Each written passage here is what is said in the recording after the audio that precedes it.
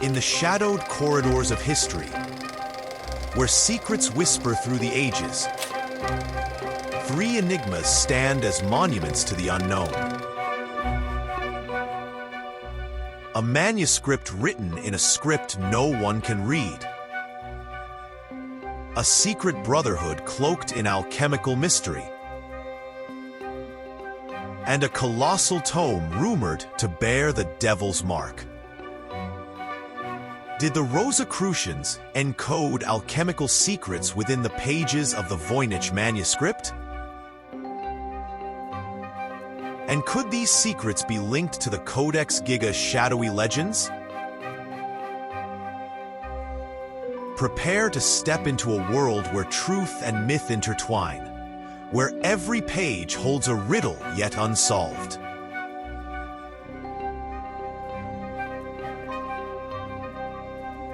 The Voynich Manuscript stands as an undeciphered codex, its unknown script and peculiar illustrations baffling cryptographers and linguists for centuries.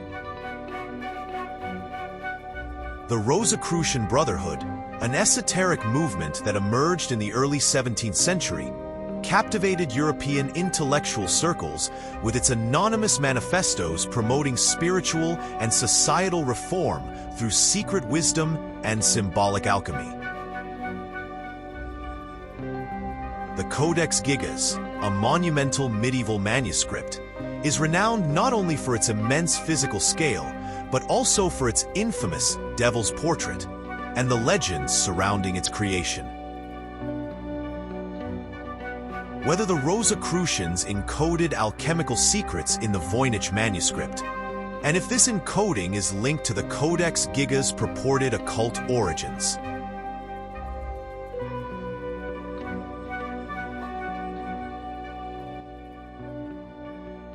As we turn the page, we begin with the Voynich Manuscript, a codex that has defied the world's greatest minds. In 1912, a Polish book dealer named Wilfrid Voynich uncovered a handwritten codex in an Italian monastery, a singular artifact that has resisted all attempts at decipherment since its modern discovery. Its enduring mystery has made it a focal point for cryptographers, historians, and enthusiasts. Scientific analysis, particularly radiocarbon dating, has established its creation period to the early 15th century, specifically between 1404 and 1438. This precise dating is fundamental for any chronological assessment of its potential connections to later historical movements. Its documented historical provenance traces back to 1586, when it surfaced at the court of Emperor Rudolf II of Bohemia. Rudolf II was an exceptionally eccentric European monarch, known for his deep fascination with alchemy, astrology, codes, and collecting a vast array of curiosities. He was a significant patron of alchemical literature and supported its printing. Following Rudolf II's death, the manuscript changed hands several times, including passing to his botanist, Rosicrucian, before ultimately residing in a Jesuit seminary until Voynich's purchase. The Voynich Manuscript is a substantial work, comprising over 200 pages crafted from vellum. Scholars typically categorize its content into 6 distinct thematic sections, primarily based on the variations in its illustrations: herbal, pharmaceutical, balneological, depicting human biology, often with nude women, cosmological/astronomical, and recipe sections. The illustrations themselves are a source of profound intrigue. They feature numerous plants, many of which do not correspond to any known species, leading to considerable speculation about their fantastical or symbolic nature. Other notable depictions include intricate astrological charts and bizarre scenes of naked women seemingly interacting with a complex system of plumbing or irrigation. Some interpretations of these bathing nymphs suggests symbolic representations of human reproduction or alchemical union, hinting at esoteric meanings. A 17th century description by Johannes Marcus Marci, who possessed the manuscript, noted its chemical symbolism.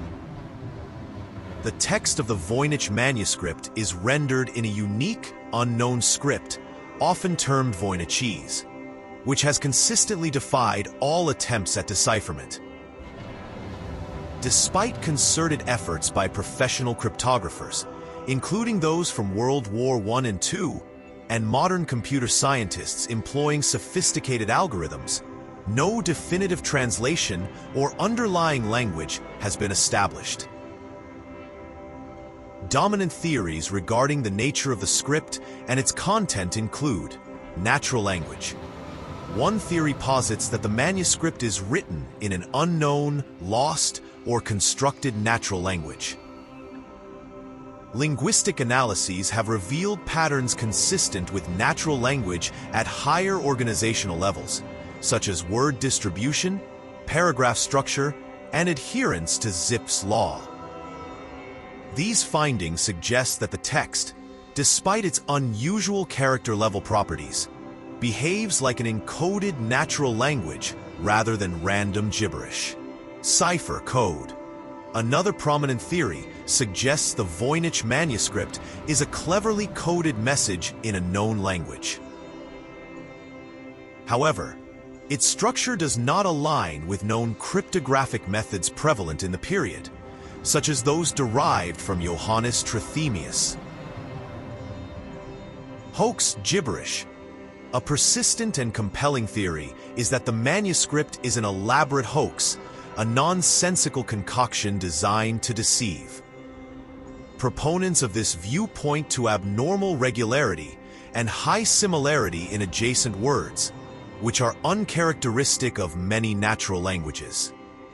Other less common theories propose it to be a form of glossolalia, the ramblings of a mentally ill individual, or a deliberately constructed language.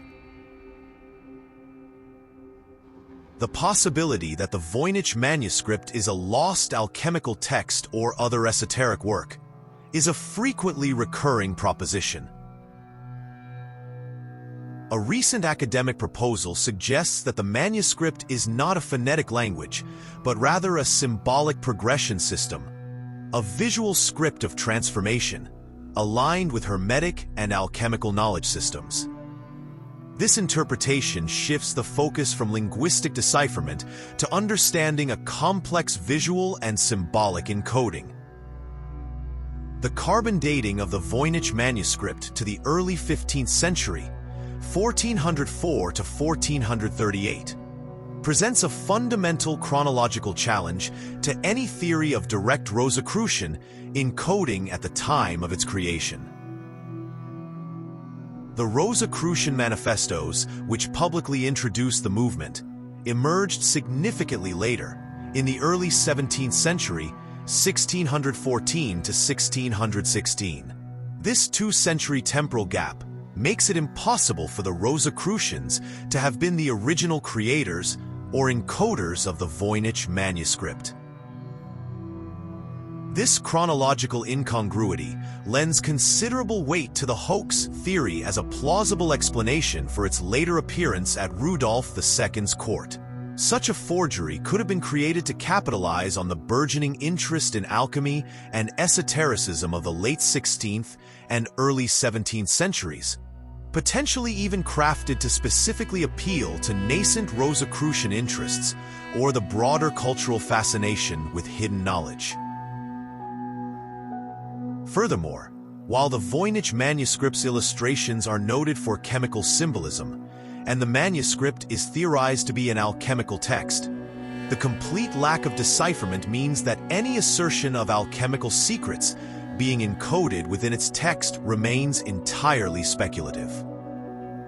The visual interpretations, while compelling, might be subjective projections onto content whose true nature remains unknown.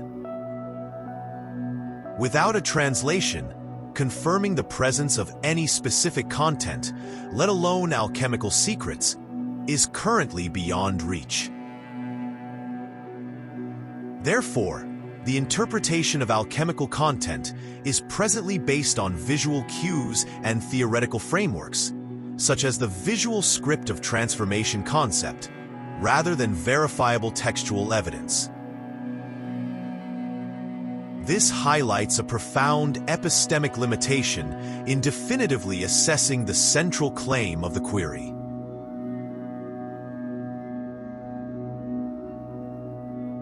And now, we shift our gaze to a movement that stirred the soul of 17th century Europe, a brotherhood shrouded in secrecy and symbolism.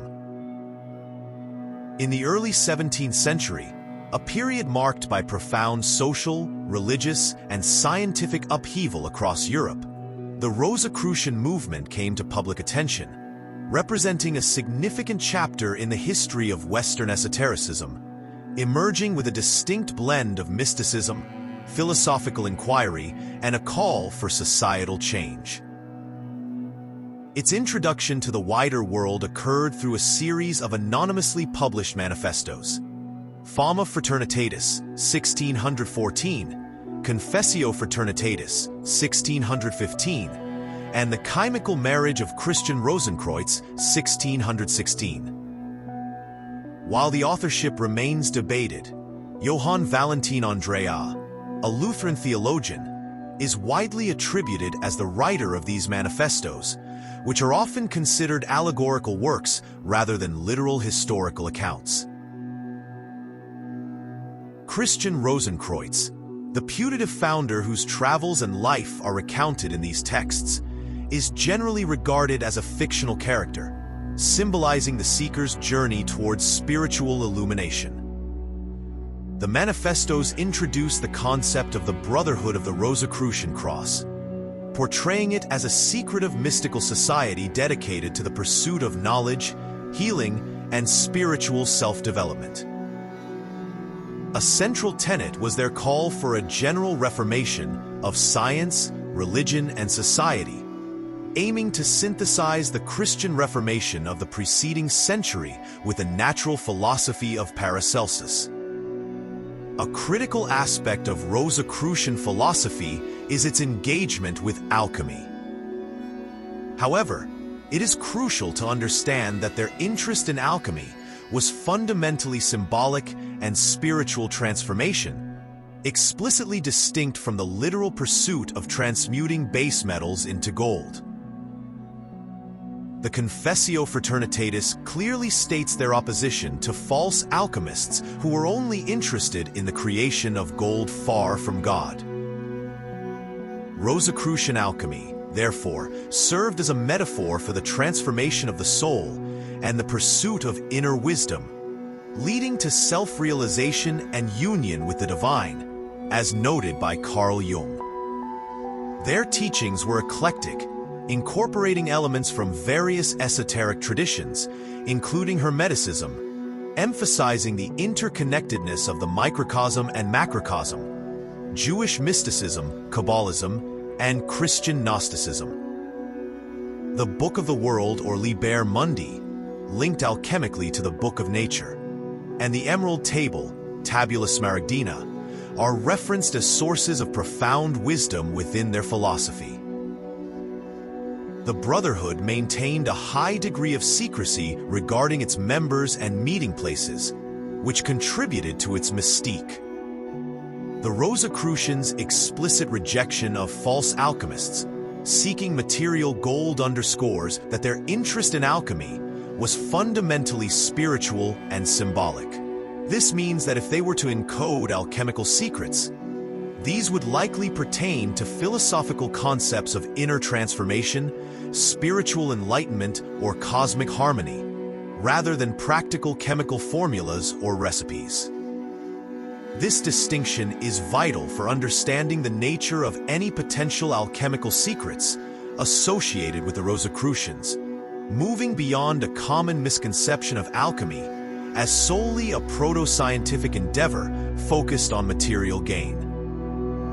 The Rosicrucians' emphasis on secrecy was not merely for the protection of knowledge, but likely also served as a strategic element to generate mystique and attract adherents to their general reformation. The act of publishing manifestos that hinted at a powerful secret brotherhood, while simultaneously maintaining anonymity, created a paradox that fueled public fascination.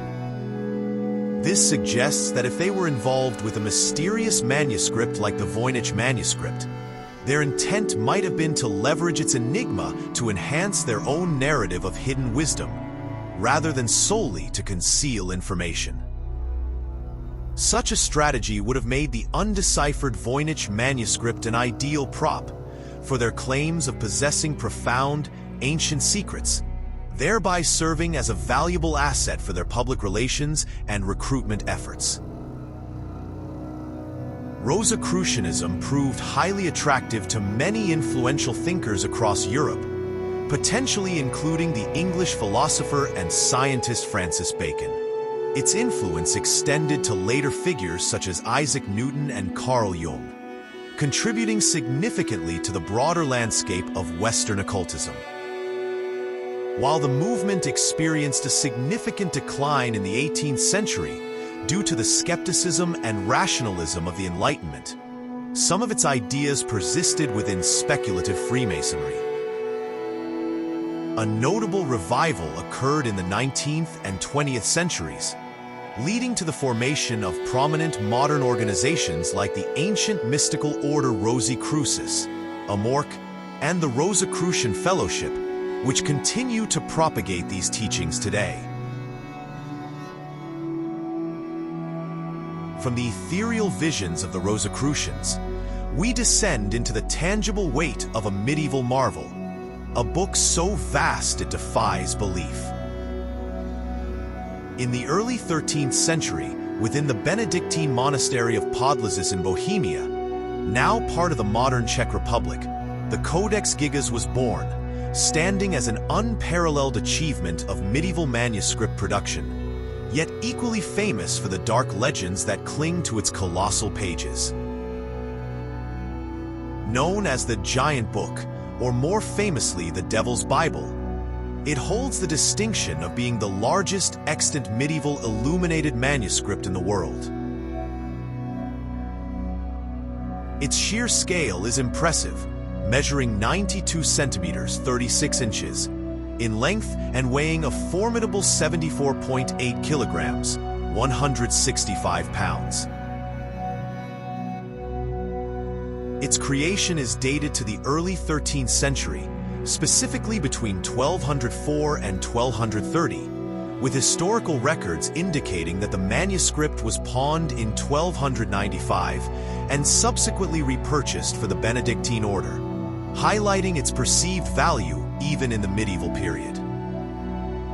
A crucial point of intersection with the Voynich manuscript's history occurred in 1594, when Emperor Rudolf II acquired the Codex Gigas for his extensive and eclectic collection of art and curiosities.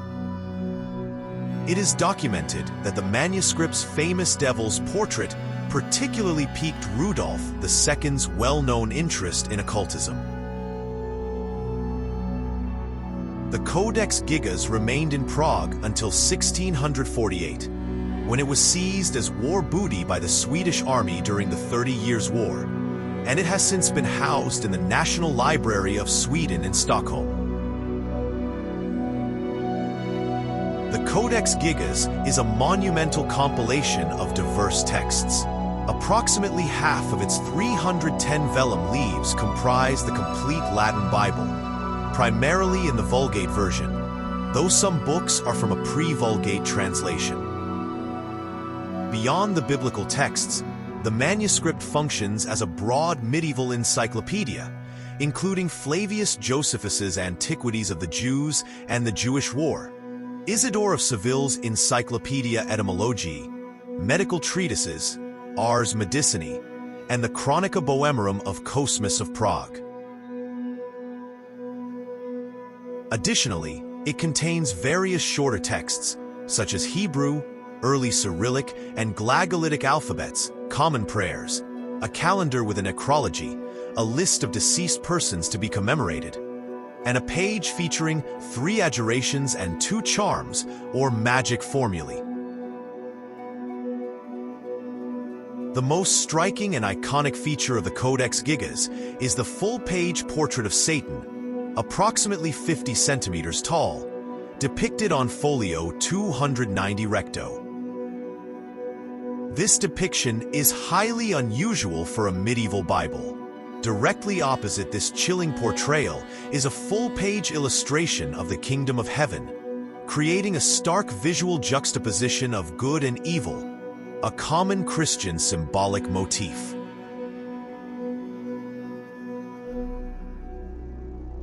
The popular moniker, Devil's Bible, derives from a pervasive medieval legend surrounding the manuscript's creation. According to this folklore, a monk named Herman the Recluse, facing a death sentence, being walled up alive for breaking monastic vows, promised to create a book glorifying his monastery and encompassing all human knowledge in a single night. As midnight approached and the task proved insurmountable, he supposedly invoked Lucifer for assistance. The devil then completed the manuscript in exchange for the monk's soul, and the iconic devil's portrait within the book is said to be the monk's tribute to his infernal helper. Crucially, modern scholarship explicitly states that this legend has absolutely no basis in reality.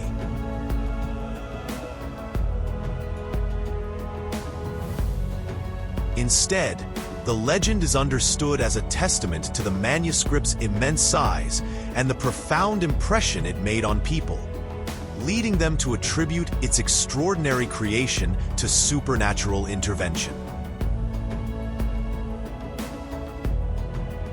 Tests attempting to recreate the work suggest that merely reproducing the calligraphy, without the elaborate illustrations or embellishments, would have taken an estimated 20 years of non-stop writing by a single scribe.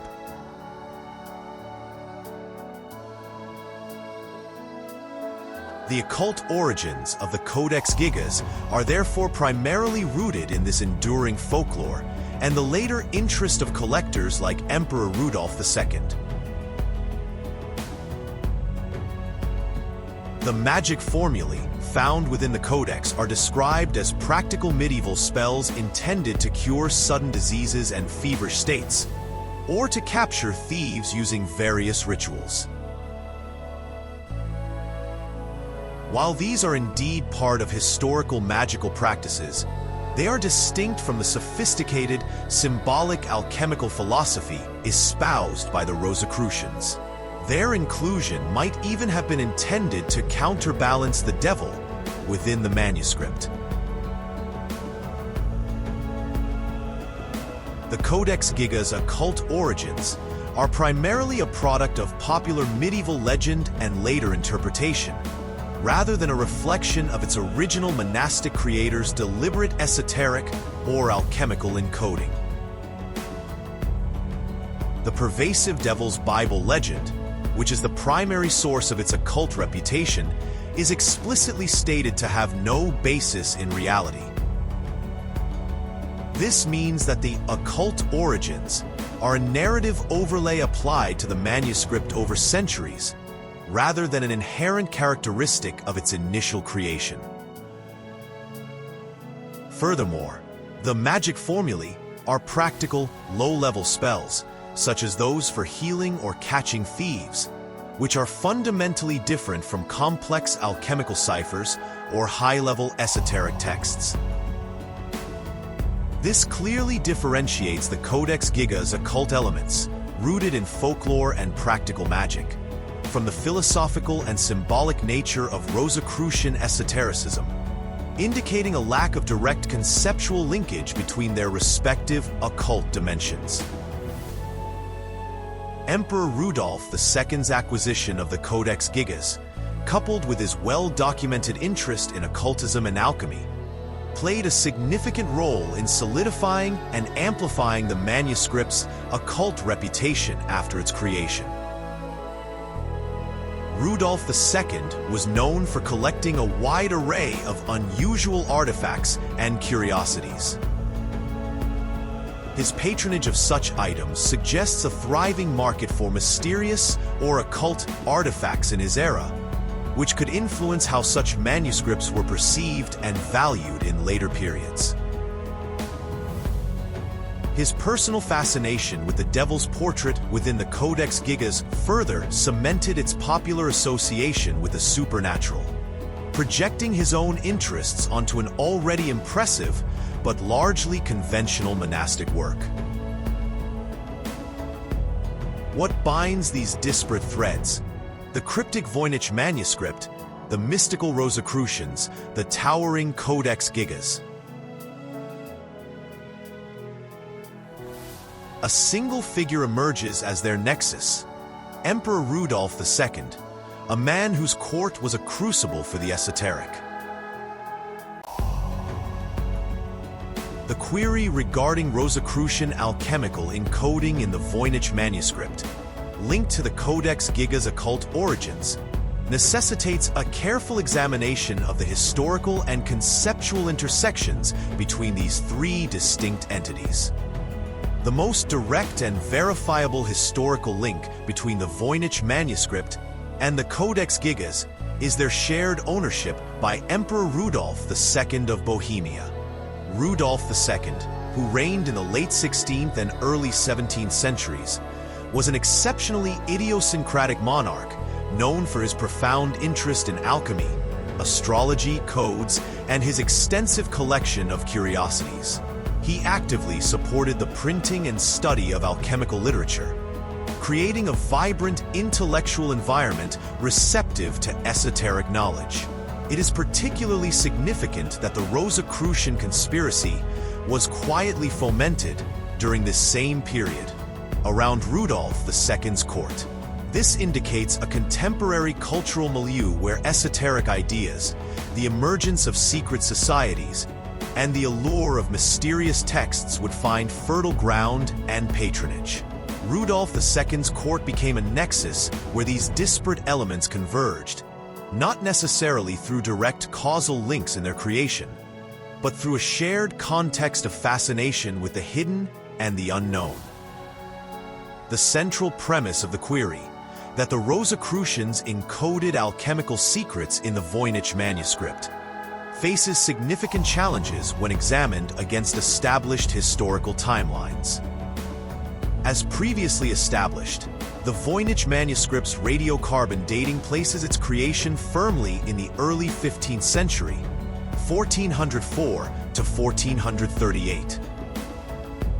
In stark contrast, the Rosicrucian movement, as publicly known through its manifestos, Fama Fraternitatis, Confessio Fraternitatis, the chimical marriage of Christian Rosenkreuz, emerged in the early 17th century, 1614 to 1616. This chronological gap of approximately 2 centuries definitively rules out the Rosicrucians as the original creators or encoders of the Voynich Manuscript. For the Rosicrucians to have encoded it, they would need to have existed as a coherent movement with their specific tenets at least 2 centuries prior to their documented emergence, for which there is no historical evidence. While original encoding is impossible, some theories propose a later, more indirect connection.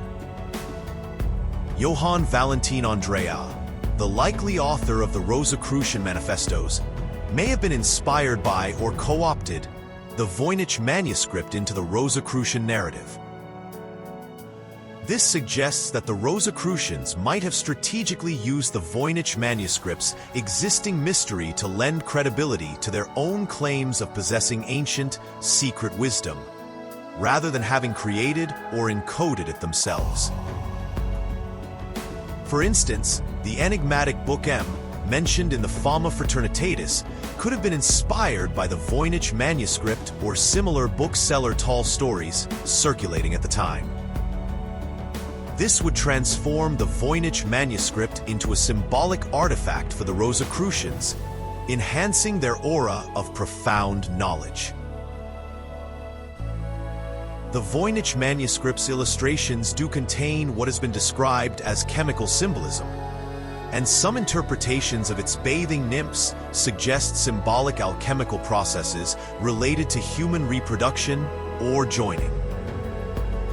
Indeed, the manuscript is considered by some to be a lost alchemical text or other esoteric work.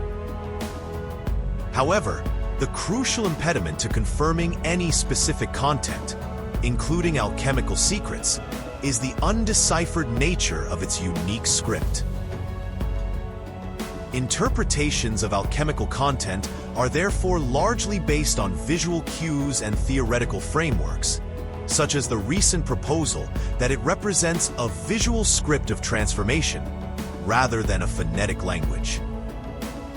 Furthermore, as previously discussed, Rosicrucian alchemy was fundamentally spiritual and symbolic, focusing on inner transformation rather than practical chemistry. If any Rosicrucian encoding were present, it would likely be philosophical in nature rather than literal alchemical recipes. The persistent theory that the Voynich Manuscript is an elaborate hoax gains particular relevance in this context. If the Voynich Manuscript was a later forgery, for example, mid-16th century, as some analyses of its physical signs suggest, it could have been specifically created to appeal to the interests of figures like Rudolf II, who were deeply engaged with alchemy, astrology, and secret societies. Such a creation could even have anticipated or reacted to the nascent Rosicrucian movement, making the alchemical secrets a deliberate design choice for marketability and mystique rather than genuine esoteric content encoded by a specific group. The occult origins of the Codex Gigas are primarily derived from the popular medieval legend of a demonic pact during its creation. This legend, however, is explicitly debunked by modern scholarship as having no basis in reality, serving instead as a testament to the manuscript's impressive scale that inspired supernatural attribution. The magic formulae found within the Codex Gigas are practical medieval spells for purposes such as healing and catching thieves. While these are indeed historical examples of magical practices, they do not align with the sophisticated, symbolic alchemical philosophy of the Rosicrucians. There is no evidence to suggest these spells are encoded alchemical secrets in the Rosicrucian sense. Therefore, the Codex Gigas' connection to the occult is largely folkloric and popular, rather than indicative of a deep, inherent esoteric purpose or a direct link to Rosicrucian encoding. Its connection to occultism is predominantly amplified by its later association with Rudolf II's collection and interests, who valued such items for their perceived mysterious qualities. Emperor Rudolf II's shared ownership of both the Voynich Manuscript and the Codex Gigas, coupled with his well-documented interest in alchemy and the occult, establishes him as the primary historical nexus between these two manuscripts. However, this connection is one of co-collection and interpretation rather than a direct causal link regarding their original content or Rosicrucian encoding. Rudolf II was a discerning collector who valued such enigmatic items, and his personal interests likely shaped how these manuscripts were perceived in his era and beyond. His acquisition effectively brought these two distinct historical artifacts into a shared cultural and intellectual sphere, where their mysteries could be interpreted through the lens of contemporary esoteric thought. The convergence of these manuscripts at Rudolf II's court, alongside the burgeoning Rosicrucian movement, highlights a significant cultural market for mystery, secret knowledge, and esotericism in late Renaissance and early Baroque Europe. The undeciphered nature of the Voynich Manuscript made it an ideal blank slate, onto which various esoteric interpretations, including Rosicrucian alchemical secrets, could be projected. The Codex Gigas' existing legend, amplified by Rudolf II's interest, further contributed to this intellectual climate. This suggests that the encoding of alchemical secrets might not have been a direct act by Rosicrucians into the Voynich Manuscript, but rather the Voynich Manuscript becoming a vessel for such theories due to the prevailing intellectual and cultural currents of the time. The Rosicrucians, in turn, could have potentially benefited from the mystique surrounding such undeciphered texts, leveraging their enigma to promote their own narrative of hidden wisdom and a general reformation. This interplay between historical artifacts, cultural trends, and the construction of meaning is a crucial aspect of understanding their enduring fascination. As our journey nears its end, we stand at the threshold of understanding, yet the shadows of mystery remain. The investigation into the speculative connections between the Voynich Manuscript, the Rosicrucian Brotherhood, and the Codex Gigas reveals a complex interplay of historical fact, cultural interpretation, and enduring enigma. Based on current scholarly consensus and robust carbon dating evidence, the Rosicrucians could not have originally encoded alchemical secrets in the Voynich Manuscript.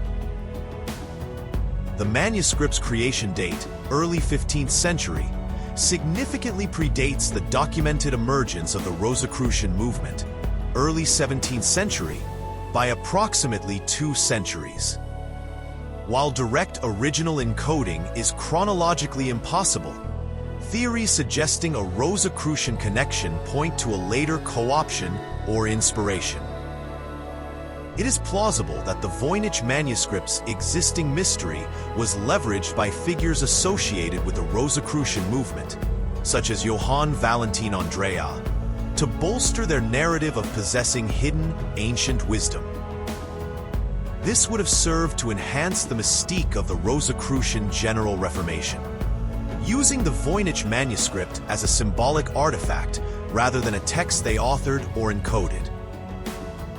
Furthermore, while the Voynich Manuscript contains illustrations interpreted as chemical symbolism and is considered by some to be an alchemical text, its undeciphered script means that any such interpretations remain speculative, primarily based on visual cues rather than verifiable textual content. It is also important to reiterate that Rosicrucian alchemy was fundamentally symbolic and spiritual, focused on inner transformation, not practical chemical processes. Therefore, even if a Rosicrucian connection existed, any alchemical secrets would likely be philosophical rather than literal recipes. The occult origins, attributed to the Codex Gigas, are primarily rooted in a popular medieval legend of a demonic pact during its creation. Modern scholarship, however, explicitly refutes this legend as having no basis in reality, understanding it instead as a testament to the manuscript's impressive physical scale that inspired supernatural attribution. The magic formulae found within the Codex Gigas are practical medieval spells intended for purposes such as healing or capturing thieves. These are distinct from the sophisticated, symbolic alchemical encodings associated with Rosicrucian philosophy. Thus, the Codex Gigas' connection to the occult is largely folkloric and popular, not indicative of a deep, inherent esoteric purpose or a direct link to Rosicrucian thought. Its perceived occult nature was significantly amplified by its later acquisition by Emperor Rudolf II, a known collector of esoteric curiosities, whose interests projected an occult aura onto the manuscript. The primary, verifiable link between the Voynich Manuscript and the Codex Gigas is their shared ownership by Emperor Rudolf II. His deep interest in alchemy, astrology, and the occult created a unique historical nexus where these two enigmatic texts converged. This connection, however, is one of historical association and later interpretation, rather than a direct causal link to Rosicrucian encoding or inherent occult origins from their respective times of creation. The central premise of the query, that Rosicrucians encoded alchemical secrets in the Voynich Manuscript linked to the Codex Gigas' occult origins, is not supported by strong direct evidence. The chronological discrepancies between the Voynich Manuscript's creation and the Rosicrucian movement, coupled with the distinct nature of Rosicrucian symbolic alchemy versus the Codex Gigas' folkloric occultism and practical magic, indicate a more nuanced relationship. This relationship is characterized by a shared cultural fascination with hidden knowledge, alchemy, and the unknown that permeated the intellectual climate of Rudolf II's court. The undeciphered nature of the Voynich Manuscript, in particular, made it a canvas onto which various esoteric interpretations could be projected, and its mystery, alongside the legends of the Codex Gigas, contributed to a broader market for such enigmatic artifacts. Despite extensive scholarly research and numerous attempts at decipherment, the Voynich Manuscript remains an undeciphered enigma, continuing to challenge cryptographers and linguists. Its enduring mystery ensures it remains a fertile ground for diverse interpretations, including those linking it to esoteric traditions. The Rosicrucian movement, with its unique blend of mysticism and calls for societal reform, continues to fascinate scholars of esotericism and secret societies, representing a significant current in Western thought. The Codex Gigas stands as a monumental testament to medieval monastic scholarship, its popular legends adding layers to its already impressive mystique. Ultimately, while direct encoding by Rosicrucians into the Voynich Manuscript linked to the Codex Gigas' origins lacks definitive proof, the historical convergence of these mysteries at Rudolf II's court highlights a profound and enduring cultural fascination with hidden knowledge, alchemy, and the unknown that continues to captivate both scholarly and public imagination. Thank you for traversing these ancient mysteries with faded tomes. What secrets do you believe lie within the Voynich Manuscript? Is it a Rosicrucian cipher, a hoax, or something beyond our grasp? Share your thoughts below, subscribe, and join us next for new Mystery Decode.